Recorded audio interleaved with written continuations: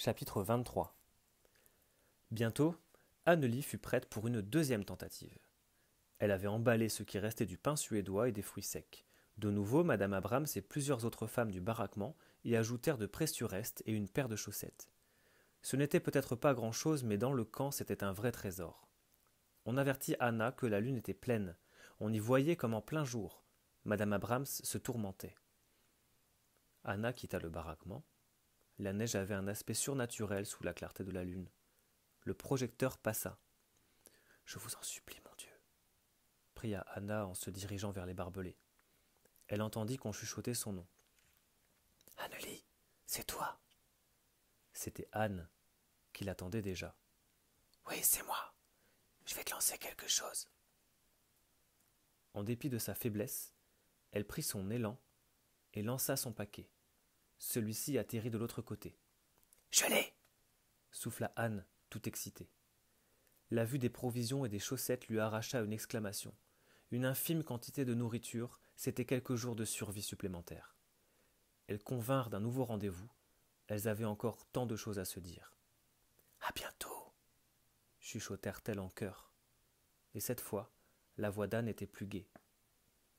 Anna se dépêcha de faire demi-tour. Bien sûr, elle était très repérable dans le clair de lune, mais la chance était avec elle. Au baraquement, madame Abrams et d'autres mères l'attendaient avec anxiété. Elles lui firent une place tout près du poêle.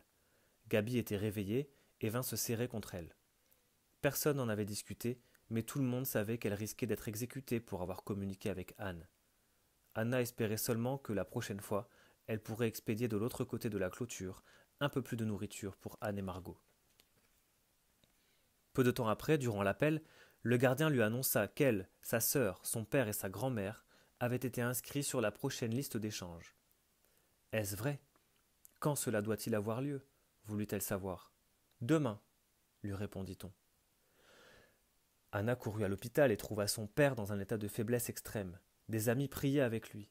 Lorsque Anna lui apprit la nouvelle, il demanda à l'un d'eux d'aller au baraquement prendre ses vêtements afin de s'habiller convenablement.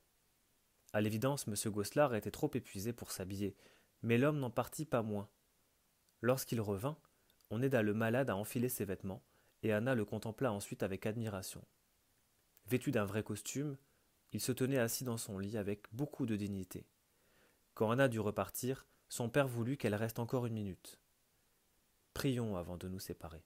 Il faut dire merci pour la chance qui nous est donnée. » Ils prièrent ensemble. L'échange devait avoir lieu à l'aube.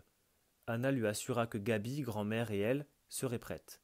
Elle embrassa le front décharné de son père et regagna en hâte son baraquement pour se préparer à quitter Bergen-Belsen.